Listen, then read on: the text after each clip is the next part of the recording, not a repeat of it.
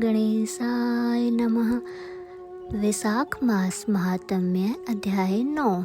यमराज से शुभ अशुभ कर्म जिनके द्वारा स्वर्ग नरक की प्राप्ति होती है, उन्हें सुनने के बाद शौनक आदि ऋषियों से सूत जी बोले। ब्राह्मण ने धर्मराज से पूछा, हे धर्मराज, वैशाख मास में प्रातःकाल स्नान करके एकाग्रचित हुआ पुरुष भगवान माधव का पूजन किस प्रकार करें? आप इसकी विधि का वर्णन करें। धर्मराज ने कहा, ब्राह्मण, पत्तों की जितनी जातियां हैं उन सब में तुलसी भगवान श्री विष्णु को अधिक प्रिय है। पुष्कर आदि जितने तीर्थ हैं, गंगा आदि जितनी नदियां हैं तथा वासुदेव आदि जो देवता हैं, वे सभी तुलसी दल में निवास करते हैं। अतः तुलसी सर्वदा और सब समय भगवान श्री विष्णु को अति प्रिय है। कमल और मालती का फूल छोड़कर तुलसी का पत्ता ग्रहण करें। उसके द्वारा भक्ति पूर्वक भाव से माधव भगवान की पूजा करें। उसके पुण्य फल का पूरा वर्णन करने में कोई समर्थ नहीं है। जो बिना स्नान किए ही देव कार्य या पितृ कार्य के लिए तुलसी का पत्ता तोड़ता है, उसका सारा कर्म निष्फल हो जाता है तथा वह पंचगव्य पान करने से शुद्ध होता है। जैसे हरे बहुत सारे रोगों को तत्काल हर लेती है, उसी प्रकार तुलसी दरिद्रता और दुख भोग आदि से संबंध रखने वाले अधिक से अधिक पापों को भी शीघ्र दूर कर देती है। तुलसी काले रंग के पत्ते वाली हो या हरे रंग की, उसके द्वारा श्री मधुसूदन का पूजन करने से प्रत्येक मनुष्य विशेषतः भगवान का भक्त नर से नारायण हो जाता है। जो पूरे वैशाख मास में तीनों संध्याओं के समय तुलसी दल से मधुहंत श्री हरि का पूजन करता है, उसका पुनः इस संसार में जन्म नहीं होता। फूल और पत्तों के न मिलने पर अन्न आदि के द्वारा धान, गेहूं, चावल अथवा जौ के द्वारा भी सदा श्री हरि का पूजन करें। तत्पश्चात सर्वदेवमय भगवान विष्णु की प्रदक्षिणा करें। इसके बाद देवताओं, मनुष्यों, पितरों तथा चराचर जगत का तर्पण करना चाहिए। पीपल को जल देने से दरिद्रता, कालकर्णी एक प्रकार का रोग होता है। स्वपन, दुश्चिंता तथा संपूर्ण दुख नष्ट हो जाते हैं। जो बुद्धिमान पीपल के पेड़ की पूजा करता है, वह अपने पितरों को तृप्त कर देता है। भगवान श्री विष्णु की आराधना करना तथा संपूर्ण ग्रहों का पूजन करने का फल भी प्राप्त कर लेता है। अष्टांग योग का साधन से स्नान करके पीपल के वृक्ष का सिंचन तथा श्री गोविंद का पूजन करने से मनुष्य कभी दुर्गति को नहीं प्राप्त होता है।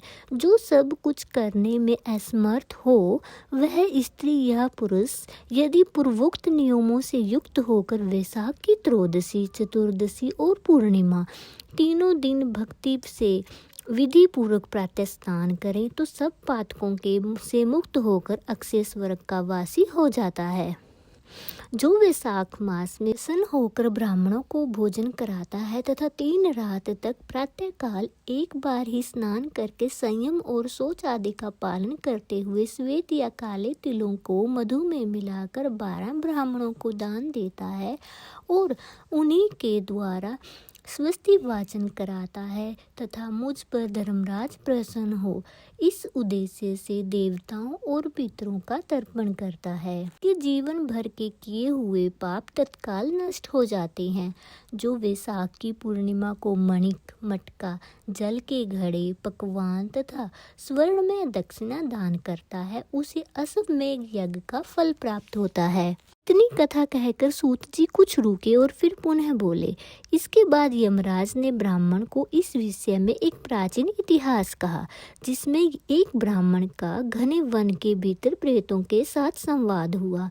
मध्य प्रदेश में एक घनश्यामक नामक एक ब्राह्मण रहता था।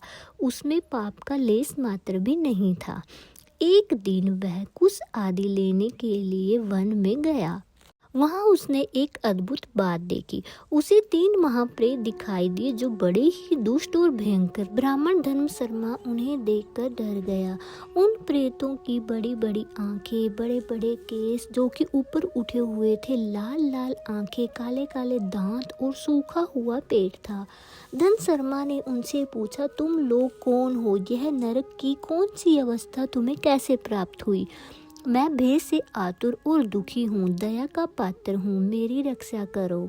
भगवान विष्णु का दास हूँ, मेरी रक्षा करने से भगवान तुम लोगों का भी कल्याण करेंगे। भगवान ब्राह्मणों के हितैषी हैं, मुझ पर दया करने से वे तुम पर संतुष्ट होंगे। श्री विष्णु का अलसी के पुष्प के समान श्याम वर्ण है, वे पीताम्बरधारी हैं, उनका नाम स्मरण करने में सब पापों का क्षय हो जाता है। भगवान आदि और अंत से रहित हैं, शंख चक्र एवं गदा धारण करने वाले, अविनाशी कमल के समान नेत्रों वाले तथा प्रेतों को मोक्ष प्रदान करने वाले हैं।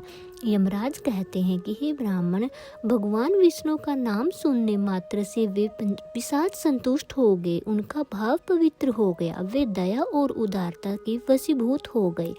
ब्राह्मण के कहे हुए वचन से उन्हें बड़ी प्रशंसा हुई और उनके पूछने पर वे प्रेत इस प्रकार बोले। प्रेतों ने कहा, विप्र, तुम्हारे दर्शन मात्र से तथा भगवान श्री हरि का नाम सुनने से हम इस समय दूसरे ही भाव को प्राप्त हो गए हैं, हमारा भाव बदल गया है, हम दयालु गए। वैष्णव पुरुष का समागम निश्चय ही पापों को दूर भगाता है, कल्याण से संयोग कराता तथा शीघ्र ही यश का विस्तार करता है। अब हम लोगों का परिचय सुनो। यह पहला घन नाम का प्रेत है तथा दूसरे का नाम विदैवत है तथा तीसरा मैं हूँ, मेरा नाम अवैशाख है। मैं तीनों में अधिक पापी हूँ। इस प्रथम पापी ने सदा ही कृतघ्नता की है, अंत इसके कर्म के अनुसार इसका नाम कृतघ्न पड़ा। ब्राह्मण, यह पूर्व जन्म में सुदास नामक द्रोही मनुष्य था, सदा कृतघ्नता किया करता था। कृतघ्न हो व्यक्ति होते हैं जो किसी के द्वारा अपने प्रति किए हुए सत्कर्यों को भूल जाते हैं या नहीं मानते, उसी पाप से यह इस अवस्था को पहुंचा है। अत्यंत पापी, धूर्त तथा गुरु और स्वामी का अहित करने वाले मनुष्य के लिए भी पापों से छूटने का उपाय है, परंतु कृतघ्न के लिए कोई प्रायश्चित नहीं था। इस दूसरे पापी ने देवताओं का पूजन किए बिना ही सदा अन्न भोजन किया। इसने गुरु और ब्राह्मण को कभी दान नहीं दिया, इसलिए इसका नाम विदैवत हुआ।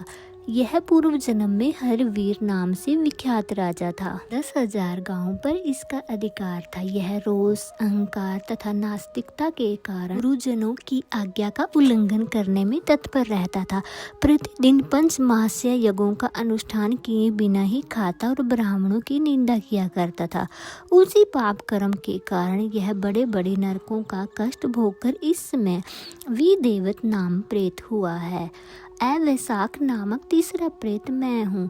मैं पूर्व जन्म में ब्राह्मण था, मध्य प्रदेश में मेरा जन्म हुआ था। मेरा नाम गौतम था और गोत्र भी गौतम ही था। मैं वासुपुरा गांव में निवास करता था। मैंने माधव मास में भगवान माधव की प्रशंसा के उद्देश्य से कभी स्नान नहीं किया, दान और हवन भी नहीं किया। इसका वैशाख मास से संबंध रखने वाला कोई कर्म नहीं किया। वैशाख में मधुसूदन का पूजन भी नहीं किया। भगवान पुरुषों को दान आदि से संतुष्ट नहीं किया। वैशाख मास की किसी भी पूर्णिमा को जो पूर्ण फल प्रदान करने वाली है, मैंने स्नान, दान, शुभ कर्म, पूजा तथा पुण्य के द्वारा उसके व्रत का पालन नहीं किया। इससे मेरा सारा वैदिक फल निष्फल हो गया और मैं अवैशाख नामक प्रेत होकर सब और विचरता हूँ। वैशाख मास महात्म्य अध्याय 9 समाप्तम। हरे कृष्ण।